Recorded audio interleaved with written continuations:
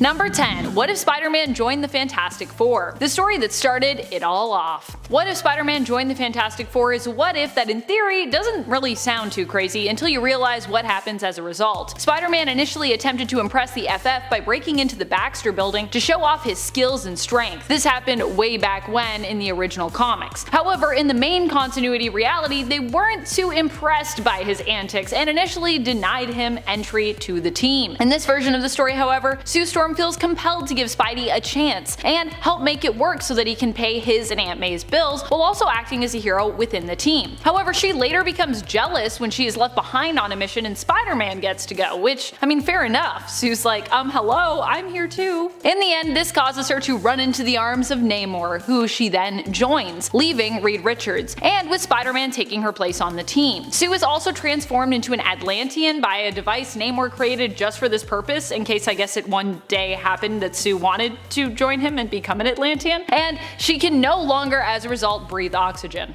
I just love how this story ends. I feel like it's kind of random, but it's also kind of great. I just ship Sue and Namor so much, that's the problem here. I'm into it. I'm like, yes, Sue, be Namor's conscience. Rule the underwater kingdom. And friends, before we move on to this next spot, if you are loving this list and you want more lists like it and more what if videos, be sure to let us know by giving this video a thumbs up. Also, we got a what if playlist, so go click the playlist wherever it is on the screen. I don't know, is it here? Is it somewhere?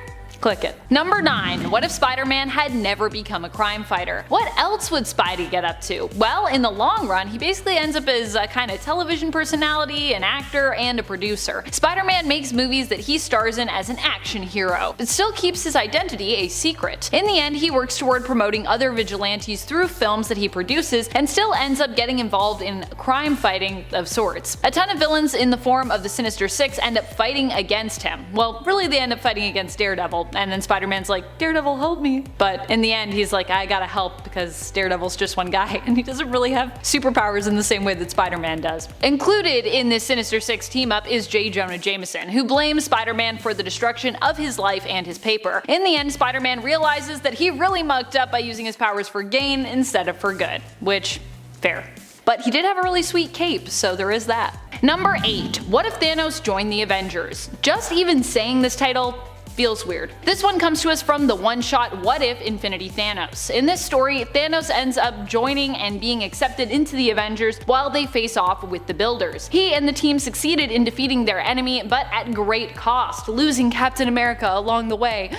In a shocking twist of events, even more shocking than Thanos becoming an Avenger in my opinion, he also ends up taking up Cap's shield after he dies in battle, and almost seems to mourn his loss? It's a weird one, but if you want to see Thanos rub shoulders with Thor and Captain Marvel, then this is definitely the story for you. Number 7. What if you were Spider-Man? This is one of those very short stories that is summed up within basically a page, or in this case, 2 pages. 2 panels. Here, the what if question posed is what if you, yourself, were Spider-Man? I mean, if I were Spider-Man, I would probably carry my partner a little more securely while swinging around town, and I'd try to be a little kinder to myself when it came to all the self-guilt and blame that we usually see Spider-Man feeling over all of his failings. I'd definitely be doing weekly therapy sessions if I were Spider-Man. But don't think too hard about what you do differently or the same as Peter Parker, because the end to this what if is pretty hilarious and dark all at once. Because you are then greeted with a panel featuring a tombstone that says, "Here lies Spider-Man," where there is also a little space for you to fill in your name, and a bunch of villains surrounding it. Because of course, none of us average Joes could make it as Spidey. Har har. But also,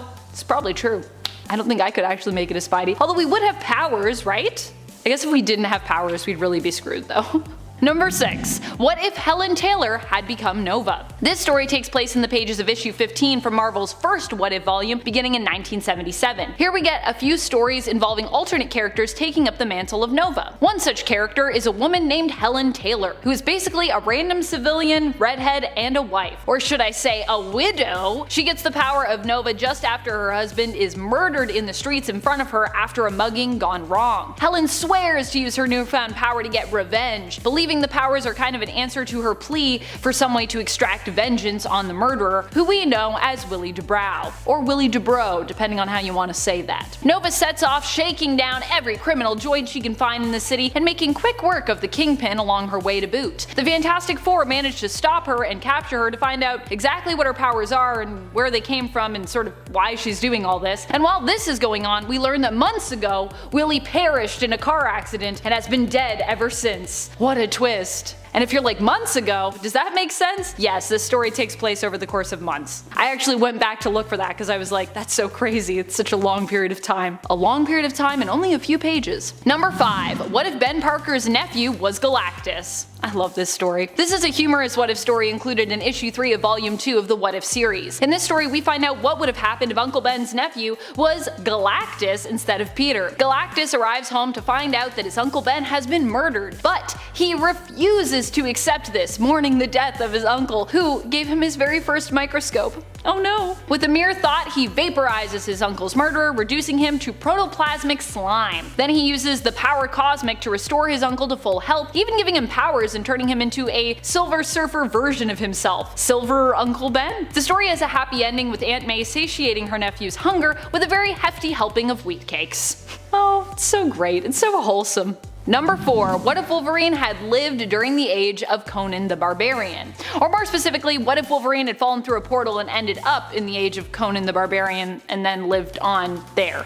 Yeah. This is what happens here, and of course, because this is what this story was always meant to be about, Wolverine and Conan end up going head to head, because we all know this is really a what if Wolverine and Conan fought each other story. In the end, Wolverine falls for Red Sonja because redheads, and Conan also ends up falling for Jean because redheads, after he falls back through a portal that sends him to Wolverine's time by accident. All in all, Conan ends up getting pretty messed up here, losing his hand, and then when he does return to Wolverine's time, without Logan's presence, Jean ends up going full Dark Phoenix and basically destroys the universe. Meanwhile, it's a happy ending for Wolverine, who stays in Conan's age and ends up with Red Sonja. What a strange but fantastic adventure. You can check this one out in issue 16 of the second What If volume, starting in 1989. Number 3. What if Spider-Man married Black Widow? This one is another one-panel story brought to us in volume 1's jam-packed humor issue, issue 34. Here we see a one-panel story that answers the question, what if Black Widow and Spider-Man ended up getting married? This is also just a strange question to pose, as these two, well, they don't have a ton of interaction in the comics, and they've never really been known to have any kind of long-lasting romance that could potentially lead to wedding bells. However, there could be a reason for that, it turns out. The what if uses a bit of wordplay for this scenario, implying that because Natasha is a Black Widow, she would end up eating Spider-Man. After all, that is what Black Widows try to do, in nature that is.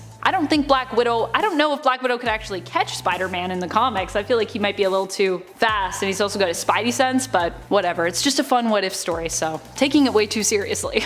Number 2. What if the original Marvel bullpen had become the Fantastic Four? In this what if, we get to imagine what it would be like if the original Marvel bullpen had become the FF in real life, each being given their own superpowers matching the actual Fantastic Four team. Stan Lee, as such, becomes Mr. Fantastic, Flo Steinberg becomes Invisible Woman, or Invisible Girl as she was still known then, Sol Brodsky becomes the Human Torch, and Jack Kirby becomes the ever-loving Thing. The story is crazy over the top, and it doesn't seem to paint any of them in too kind of a light, to be honest, with the staff being transformed by a mysterious device delivered to the office, sent courtesy of the S people. But who are the S people? They end up becoming even more famous than their comic book counterparts, the original Fantastic Four, and eventually ask Prince Namor for help. They don't get turned back into their normal selves, but they do uncover the mystery of who the S people are. Any guesses? S, it turns out, stands for Skrull. Surprise. I mean, I was kind of surprised by that, because I was like, what starts with an S? And for some reason, Skrull did not come to my mind. Not reading a lot of Skrull stuff lately, obviously. Number 1. What if you were the Red Skull? I get the idea of what if you were Spider-Man, but what if you were the Red Skull? I mean, out of all the villains to pick, that is certainly a weird one to include here, Marvel. I did not see that coming. This story is also featured in issue 34 of the 1989 volume of What If, right under Spider-Man. Now, I see what they were trying to do, give you the option of a what if you were a hero or what if you were a villain, because, you know, that seems kind of fair. But I mean, given Red Skull's history, it just seems like a weird one to include when you could have picked, I don't know, a bunch of any other villains that exist that people might want to be more. Like, what about Doctor Doom or Green Goblin, which would make sense with Spidey, or even sometimes villain, sometimes hero, all-time thief, Black Cat. I mean, I would want to be Black Cat. Wouldn't you want to be Black Cat? She's so cool. Number 10. What if Spider-Man joined the Fantastic Four? Okay, I have to start with this one as it's the very first issue of What If, released back in the late 70s. Now the Watcher breaks it down how these things work, how these what ifs work, as he will in the Disney Plus original this summer with the smooth voice of Jeffrey Wright to accompany the beautiful animation. Now he explains to readers in all of these issues that there are multiple realities. And the first one we get to explore is where Peter joins the first family to make some dough. And yes, of course, they call themselves the Fantastic Five.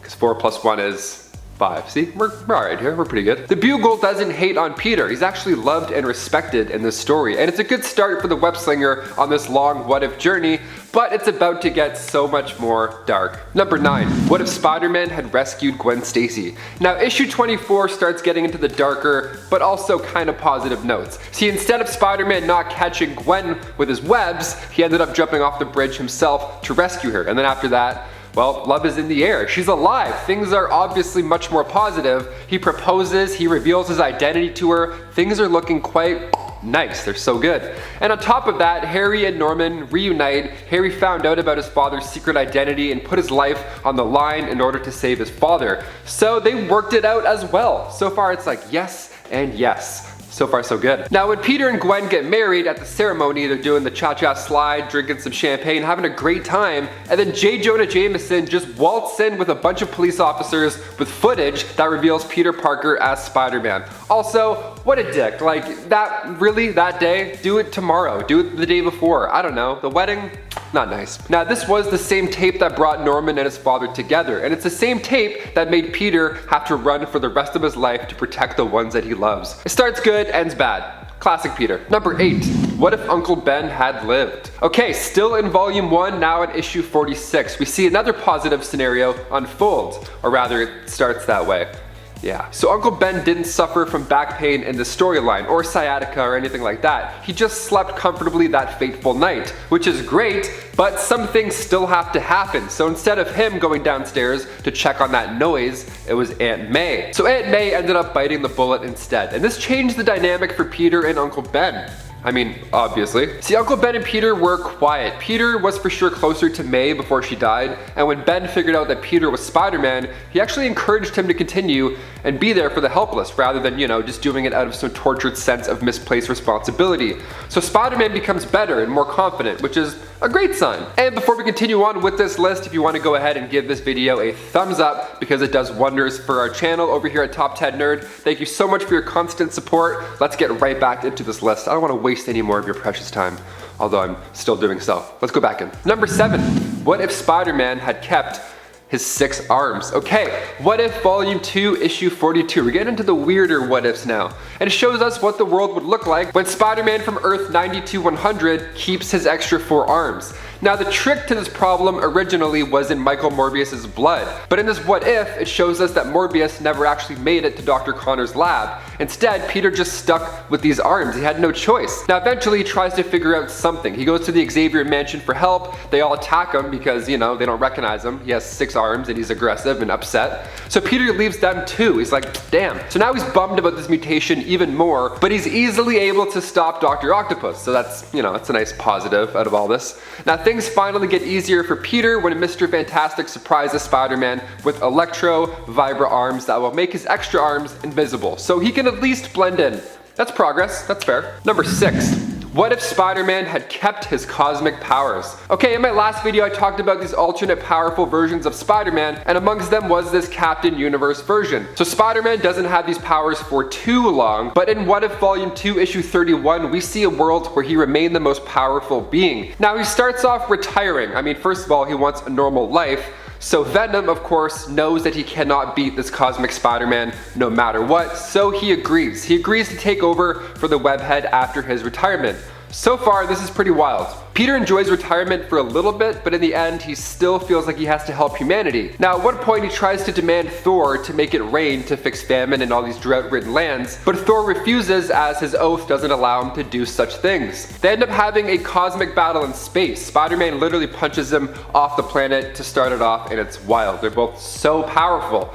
Now finally, Dr. Doom shows up. Well, we think it's Dr. Doom, but it's actually a Doombot. So the Doombot shows up offering to help get rid of Pete's problem, and it works. It works so well, in fact, that the spider powers leave too, and Peter is finally able to retire and have a daughter with MJ. Now at the very end, they look into her eyes, and they're all white. So MJ jokes and says, "Oh, she's got her father's eyes. How lovely.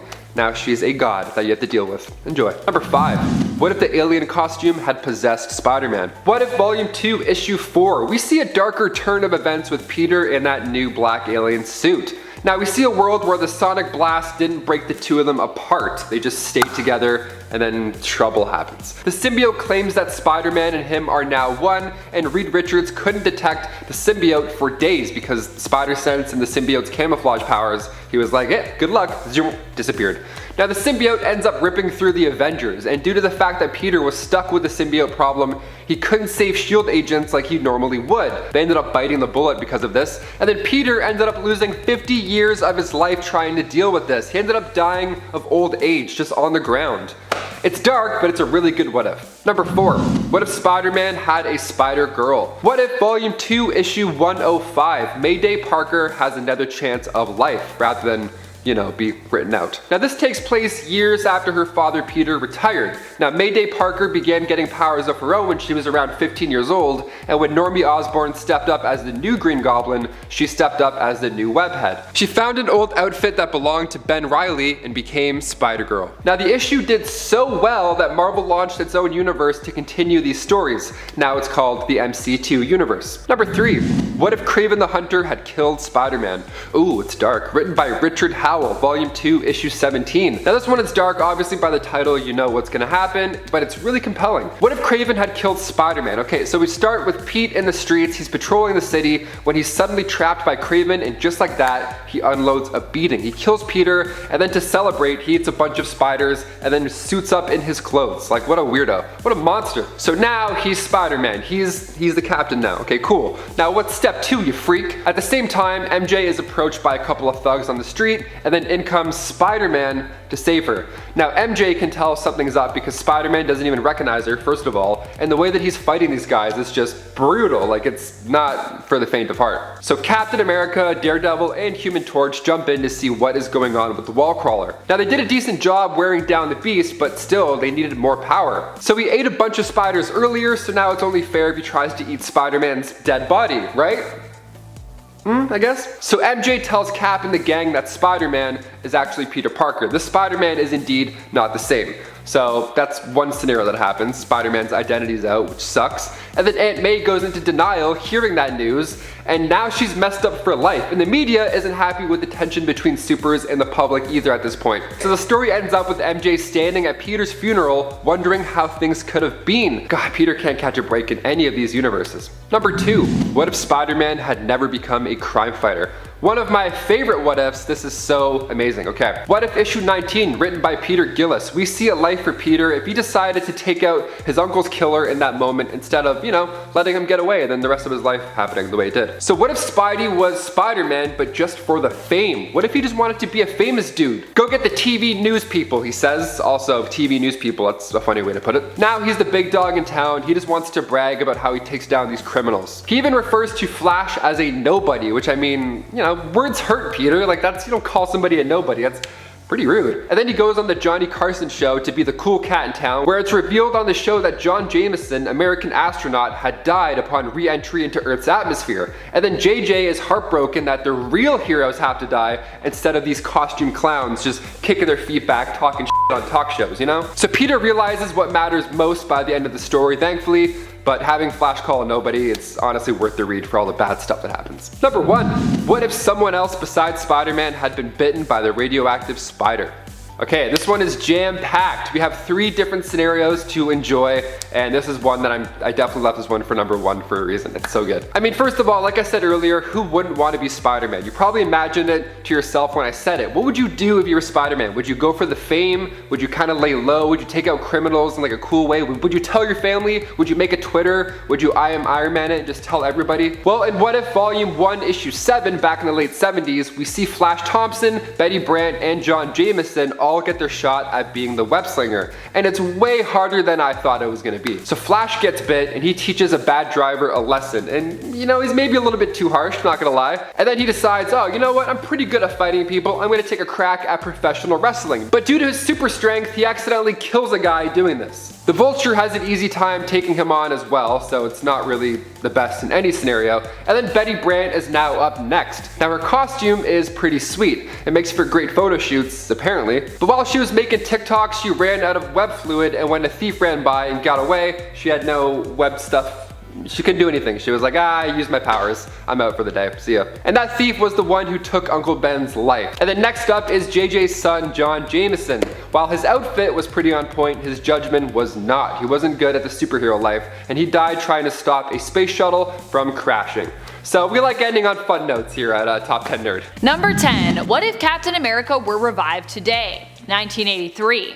Because there's another one of these from like, I think 1994, so yeah, but that's in volume 2. We're going to volume 1. There are actually a few different stories involving Captain America being revived in the modern day or simply evolving with time as it passed. So 1994, and I think there's also another one of them which might even be on this list. But in this What If from volume 1, issue 44, we get a darker take on what a modern day Cap could look like in the 80s. This version of the hero ends up turning America into a heavily monitored and policed country during his witch hunt for communists. Fortunately, as dark as that all is, we learn that this isn't the real Captain America but an imposter that took his place after he went MIA. The real Cap returns and battles it out with imposter Cap, but in the end, the real Captain America turns to the people of America to undo all the damage done. He asks them to take responsibility, as while they were led to this point by a false version of him,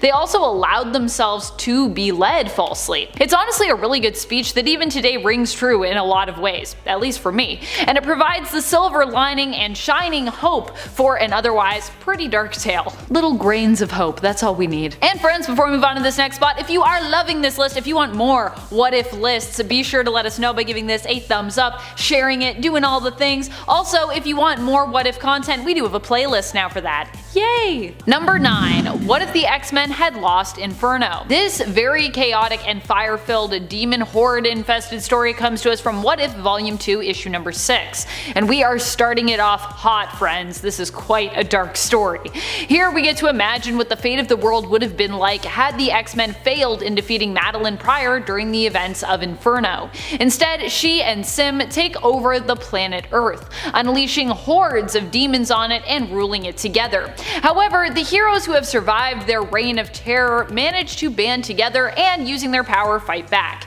In the end, they do win the day, but not without casualties. Wolverine himself in the story ends up becoming the pet of the Goblin Queen, and Sim fully giving in to his feral rage and feeding on the innocent.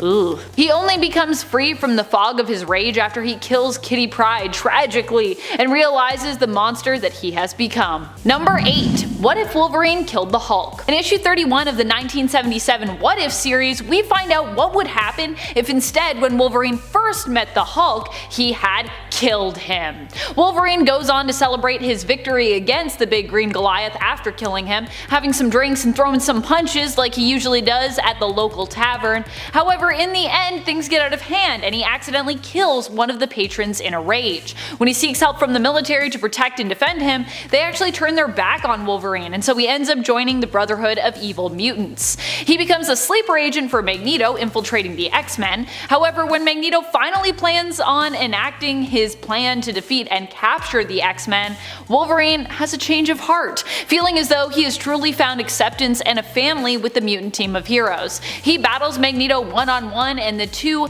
kill one another in the end. It's a pretty tragic tale. Basically all what ifs with Wolverine I feel like are usually pretty sad.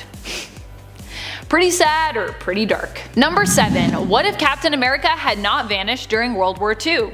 See, another Captain America story because I love these. This story comes to us from issue 5 of volume 1, aka the 1977 What If series. While Captain America does not get trapped in the ice and Bucky never goes missing, presumed dead, only to become brainwashed and repurposed by the Soviet Union as the Winter Soldier, a worse fate seemingly awaits both of these heroes. Neither having ever disappeared, Steve goes on to fight as Captain America until he eventually retires from the mantle, becoming instead the director of S.H.I.E.L.D. Bucky ends up taking his place, becoming the new Cap, as we have also seen happen in modern comics, and Rick Jones ends up becoming Buck's new sidekick, also going by the mantle of Bucky. Because I guess Rick or Ricky just doesn't have the same zing to it? Sadly though, Cap Bucky ends up dying on a mission, and Sharon Carter, Agent 13, who had hoped to settle down with Bucky after his final mission, blames Steve for his death. She actually accuses him of robbing him of his childhood and putting him in danger. Pretty intense. And then of course it ends with Rick volunteering to become the new Cap, so the deadly cycle it seems is destined to still continue in this timeline.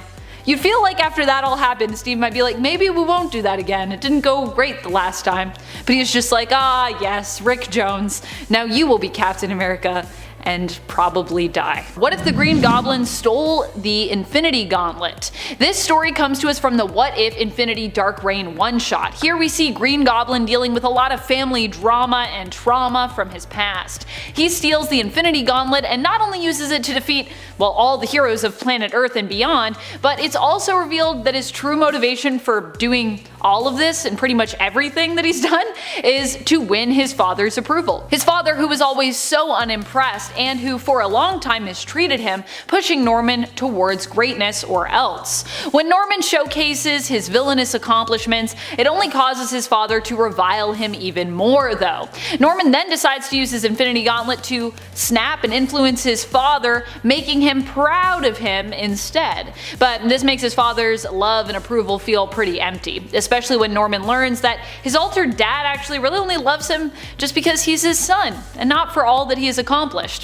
Which you would think would be really nice, but to Norman he's like, that's infuriating, I hate that. Norman erases his father from existence, and in so doing, erases himself. Don't you hate when that happens? Number 5. Marvel Zombies Resurrection. While not an exact What If series, Marvel Zombies Resurrection definitely feels like a what if version of the Marvel Zombies world that imagines a completely new scenario involving zombies based on established Marvel lore, where Galactus becomes infected with a mysterious new virus that it turns out was created by the Brood, dun dun dun, to infect people more efficiently, turning them instead into zombies. The whole series from 2020 and the intro to it from 2019 that kind of explains all of the lore that you need to know to jump in is all pretty bleak, with only a few people on Earth making it out alive in the end, and still fighting basically just to survive after the world has pretty much been completely infected after Galactus' corpse is hurled to the Earth to be used as a kind of zombie creating bomb.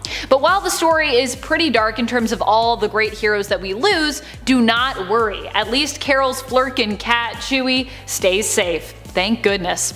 In case like me you read this and you were worried the whole time about that little fur baby, I was like, no, please don't let Chewie die, Chewie's so cute.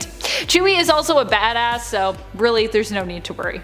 Chewie's like one of the best fighters in this entire series, which I love. Number 4. What if Clint Barton killed Norman Osborn during Dark Reign? This what if comes answered in the What If Dark Reign one-shot. Here we get to see what could have happened had Clint Barton's plan to kill Norman Osborn actually come together. Clint himself ends up making a martyr out of Osborn though, unfortunately, and becomes a wanted man in the process. One civilian decides to take the matter of justice into his own hands, calling out the assassin, Clint Francis Barton.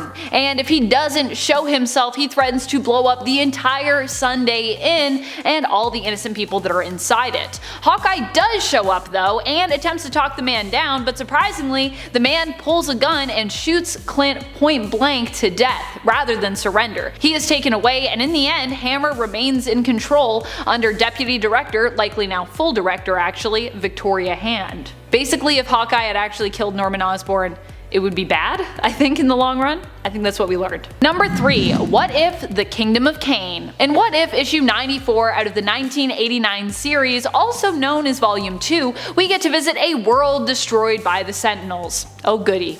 The Sentinels did not only take out all of mutant kind supposedly, but also killed all of Earth's mightiest heroes besides, and its general population of non-powered individuals who were killed by high levels of radiation that the Sentinels emitted.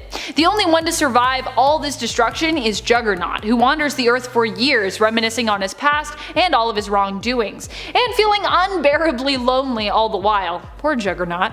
Magneto shows up and confirms that everything that has come to pass is Juggernaut's fault because he killed Professor X, which was basically the catalyst event for this chain reaction of destruction that has now come to pass. Juggernaut finds and kind of falls into a secret bunker as a result of his fight with Magneto, where he learns that some mutants survived and are actually hiding out. Yay! When they ask him to leave them be though, he refuses, only to learn that this was an attempt to protect themselves against the radiation, which he is now let in by breaking into the bunker, infecting them and ultimately sentencing them to death.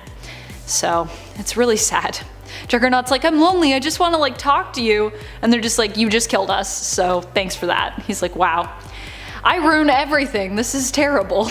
Number 2. What If the Traitor? In this alternate tale that comes to us from the 1989 volume of What If issue -1, we get to see what would happen if Trevor Fitzroy went back in time to try and convince Professor X to never create the X-Men. Although Bishop travels back in time to try and stop Fitzroy, it doesn't end up working out. Fitzroy shows the Professor of the future to come and all the war and prosecution that mutants will suffer. When Professor X meets Bishop, he inquires of Jean's fate and learns that she perishes, but that he and his X-Men remain a symbol of hope for the people. Unable to accept the dark future that awaits, however, Professor X seemingly agrees, despite Bishop's pleas, to never let the X-Men form, and Bishop ends up being locked up in prison in the past, with both Fitzroy and Bishop believing the other is the traitor. But who's really the traitor? Number 1. What if Spider-Man Back in Black? This story reimagines what would have happened had MJ ended up being shot by the Kingpin's hitman instead of Aunt May.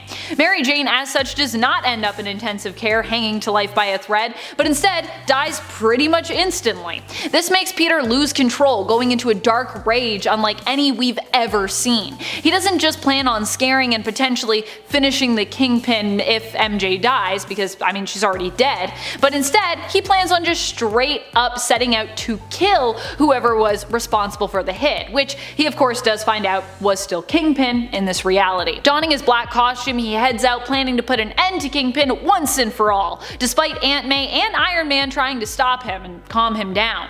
In the end, Peter succeeds in killing Kingpin, Aunt May basically disowns him, and Iron Man has him arrested for murder, citing the Superhero Registration Act. Peter blames Iron Man for all this mess, by the way, demanding a trial with a jury, and Iron Man denies any wrongdoing, claiming Peter made his choice.